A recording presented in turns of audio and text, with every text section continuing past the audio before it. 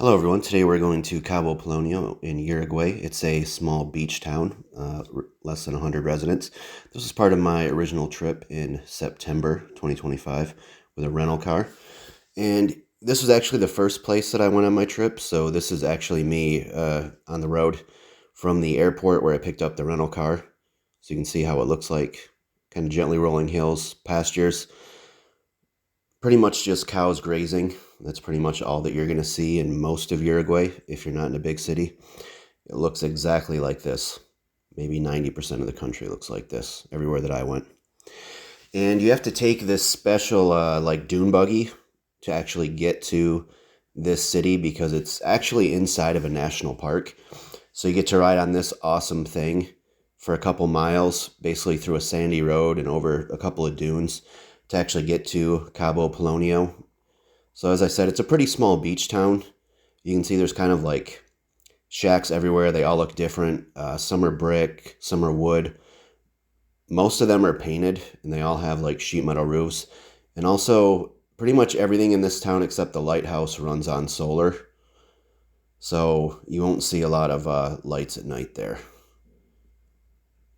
But we'll just kind of go through town and see what it looks like. As I said, it's pretty small, less than 100 permanent residents. I was there in the off season, so there weren't a lot of tourists. So for example, I was the only one staying at the hostel.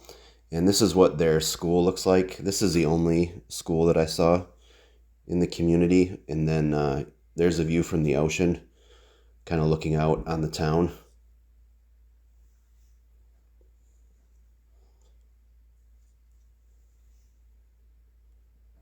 And then when I was walking around in the different areas along there on the beach, I did actually see some interesting stuff.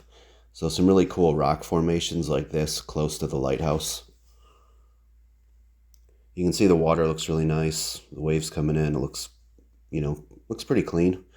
I did see some dead animals on the beach. Um, like maybe that's a penguin. I'm not sure. And then maybe a seal. But one really cool thing there is that you have a lighthouse. And you can go up to the top of it. You just have to buy a ticket. And the light is huge. It's the biggest light I've ever seen in a lighthouse. Obviously, it's an ocean lighthouse, so bigger than what you would see on the Great Lakes, where I'm from, but huge. I don't know, 6, 7, 8 feet in diameter, just massive light on the lighthouse. And you can go up to the top, which is pretty cool.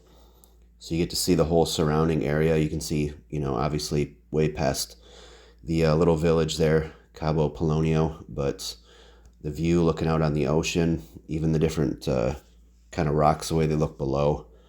Very, very interesting what the water has done to those over time. And then, of course, being able to, see the whole city from up there and see how cool it is, but also just how tiny it is, but you can see the whole area. This is the hostel I stayed at, and it was pretty nice. I was the only visitor there, the only tourist who stayed the night.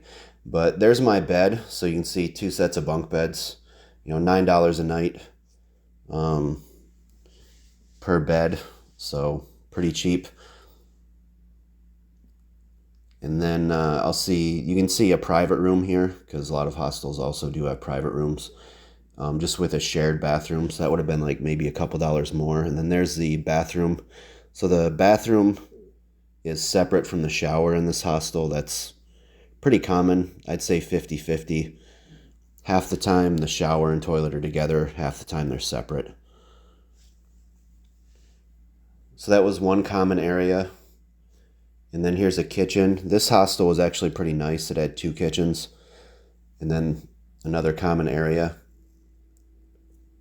And then some really cool,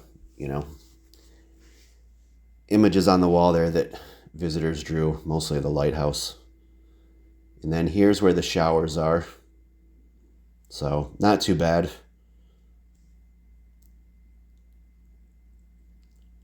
So you can't really complain when you're only spending $9 a night for your lodging. But I did like this place. It had a pretty nice setup, pretty cozy, and there was lots of different like art on the walls, different paintings there. You saw birds, frogs. So it was a pretty nice place. And then this is what it looks like at night. As you can see, there's not a lot of lights from other buildings. So there is a lighthouse. Now the only way to tell if places were open, because most places didn't have any lights, it was just candles. So I went to eat dinner, and I got to eat dinner by candlelight. So thank you for watching. Please check out the website too.